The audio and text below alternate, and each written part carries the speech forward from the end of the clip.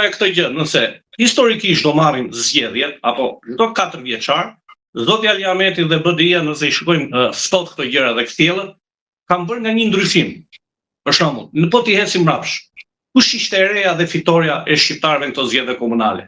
Ishte fitimi i komunës të Çashkës, një komunë në periferi të Shkupit, ku 100 vite u thiqeshe nga Maqedonasit. Dhe shqiptarët arritën ta fitojnë edhe me shumë pengesa në KQZ. Mos harroni, 3-4 vite ajo komuna atje nuk i lejonte kryetari i komunës dhe qytetarët e komunës fëmijë shqiptar, nga klasa 4 deri nga klasa parë deri në klasë 4 të mësonin në fshatin e tyre në gjuhën shqipe. I thoshin një do mësoni vetëm maqedonisht. Pra në shekullin 21, në një periferi të Shkupit, pra shumë afër Shkupit, kishim ndalesën për mësimin e fëmijëve sot në shekullin 21 të gjuhës shqipe.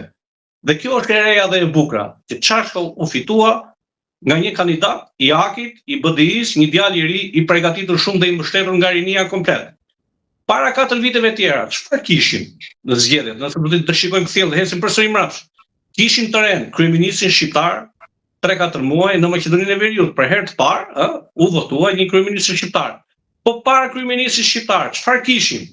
Kishim kryetarin e kuvendit të votuar për herë të parë historikisht një kryetar kuvendit. Po para 4 viteve të kryetarit kuvendit, ku merren gjëra? Çfarë kishim? Kishim për herë të parë ministrin e brendshëm të ishte shqiptar që kanë pas në ëndër. Pra siç e shikoni, nëse marrin çdo cikël zgjedhjesh, çdo fitore e BDI-s ka sjell diçka të re tek shqiptarët. Ka sjell atë mollën e ndaluar që ishin poste ekskluzive për Maqedonasit. Ministri i brendshëm, ministri i jashtëm, kryetari i parlamentit, kryeministri dhe këtë komunën Çashkin që e kishin ndaluar gjuhën shqipe. A e kuptoni tani nëse e bëjmë llogari për çfarë lufte bëhen këtu shqiptarë, çfarë përballi, çfarë racizmi ka? A e kuptoni, pra ne qytetin e Manastirit e kemi shumë racizëm dhe shumë ndaluar atë një bibliotekë në Zori kemi private dhe shumë gjëra tjera. Pra do t'i shikojmë kështu gjëra, çka kemi fituar. Jo ky është 20 vite në pushtet, s'na ka bërë këtë, s'na ka bërë. Jo. Hajde të marrim thellët. A ka pas parti më parë shqiptare që mundet kryeministri ta kishte shqiptar? Kjo është pyetja. Zoti Dalla, diçka të fundit kam. Tek VMRO-ja që deklaroi për votat që Vleni nuk i ka të gjitha të pastra ato që mori, por edhe me mbështetjen e saj.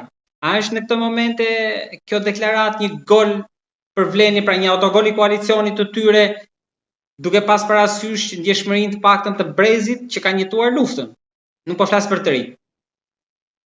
Unë do ta thoya këtë gjë, që kryeministri çoi një deklaratë kërcënuese ndaj zotit Billall Kasamit direkt, personalisht ai, dhe ndaj koalicionit Vlen. Do të thënë gjithë sepse u tha, nëse ju do ngreni krye si Ali Ahmeti, do të përfundoni në opozitë si Ali Ahmeti.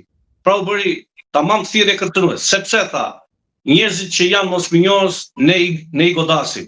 Ne thot, votat maqedonase votuan kandidatin e Vlenit në Tetov, në Çajir, në Dibër, i përmendi gjithë qytetet që këta dolën në balotazh dhe fitues me BDI-n. Pra dhe ishin deklaratë kërcënuese. Mbas kryeministri doli nën kryetari i VMRO, zëvendës ministri i transportit, Aleksandr Nikolovski, që është nga Ori, edhe ai doli tha, t'ju vit turp tha mosminjorës Vlenit tha dhe Billall Kasamit tha, të cilët maqedonasit u detyruan që në raundin e parë mos gjejnë kandidatë të votojnë për Billall Kasamit. Pra, nuk është autogol. Nuk është latho, se gabimisht. Jo, është një deklaratë kërcënuese. Që nëse ju ngreni krye si Ali Ahmetin, do përfundoni në opozitë, se ne jemi ata që përcaktojmë kush do të jetë pjesë e qeverisë së Maqedonisë me VMRO-n. Pra kjo përsëri i padashë tregohet racizmi që ndodhet këtu dhe imponimi i politikave anti-shqiptare që VMRO do përmëneja bën me shqiptarët. Prandaj them, nëse s'është Ali Ahmeti nesër, po jep dorëheqje për një moment, a kemi ne lider të rinj që mund ta bëjnë këtë gjë? Unë them jo. Sepse të mos harrojmë, Ali Ahmeti ka lidhje shpirtërore me Prishtinën dhe Tiranën. Shumë pak lider këtu, për shembull Billall Kasami nuk ka lidhje shpirtërore, as me Tiranën as me Prishtinën.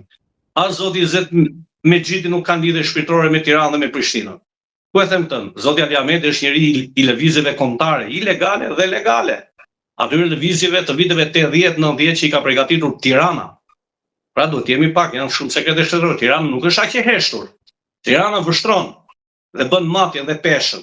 Jo më kot Tirana e respekton zotin Ali Ahmetin, apo si dikur ka respektuar zotin Arben Xhaferi, të Ndjerin, edhe Prishtina. Jo rastisht një rrugë ka emrin Arben Xhaferi, sepse e din peshën dhe kontributin që kanë dhënë. Ne gjëra do t'i shikojmë historikisht dhe dokumentat hapen mas 30 ca viteve. Nuk është mirë t'i përmendim disa gjëra sepse bën dhe dëmtimin e strategjisë politike të shqiptarëve. Prandaj them, çdo gjë është e vërtetë. VMRO-ja dhe një herë potencoj votovi për kandidatët e Blenit që në raundin e parë dhe u duk sikur fitovi. Realisht dështovi strategjia e VMRO-s për të nështruar AK-in me vota. Pra kemi mbi 20.000 vota fituese të AK-in ndaj Blenit. Dhe ajo që është çuditë tani ju s'keni fituar se 20.000 vota janë asgjë. 20.000 vota, nëse i përkthejmë në deputet janë 4 deputet minimumi. Po, dhe llogaria është 20 me 15 deputete, një llogari kështu e përgjithshme. Po dhe sot që kemi që është pushtet Bleni është me 14 deputet, ndërsa AK ka 18. Po 4 deputet është ajo diferenca. Po ndeshja e futbollit 1-0 3 pikë tjep, si 1-0 si 10-0 3 pikë, nuk merr më pak apo më shumë pikë. Me pas fjalë, nëse Tetova kthehet nga BDI-ja, është vula për zgjedhjet e parakoshme, sepse bashkangjitet e referendumit pastaj. Unë besoj që është në të mirë të Maqedonisë dhe vetë kryeministri Mickosi që të kemi zgjedhje të parakoshme dhe nën zërfitet në për korridoret e ngushta të politikës dhe gjeopolitikës që mund të mbahen nga marsi dhe prilli të 2026. Edhe një herë po të them, nuk është në mirë vetëm të shqiptarëve, është në të mirë i qytetarëve të Republikës Maqedonisë Veriut, sepse Europa kërkon ndryshimet kushtetuese që Maqedonia të vazhdojë bisedimet drejt antarësimit në BE krah për krah me Shqipërinë. Sot Maqedonia është shumë mbas Shqipërisë, gjë që para 2 vitesh apo 1 vit e gjysmë ishin të barabartë dhe bashkë. Paqet, sot për arsye të kësaj politike të keqe, që jo paqësore me fqinjet, sepse neve vërtet kemi probleme gjithë fqinjet, po duhet i pastrojmë ato për të mirën e afatgjat të qytetarëve, jo momentale. Nëse duhet ndryshua emri, unë ndryshua emrin Republikës.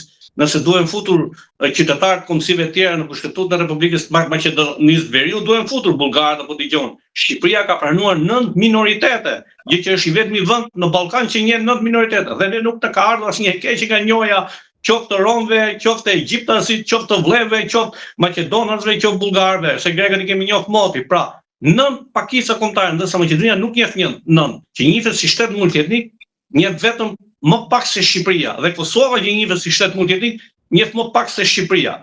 Pakitat kombëtare unë i shikoj si pasuri kombëtare, si pasuri shtetërore të një shteti, ku tregohet harmonia, bashkimi i familjeve të pakicave bashkë njëri tjetrit, shkëmbimi i kulturave, shkëmbimi i gjuhëve, të zakoneve dhe traditat. Nuk i shoh si një racizëm që ne vetëm ne duhet jemi në këtë botë apo në këtë shtet apo në këtë qytet. Zotë Valla, faleminderit shumë për analizën dhe informacionet që sollet nga Maqedonia e Veriut, nga Tetova për shikuesit tanë. Faleminderit dhe juve të keni një shtunë të dielë të mbar.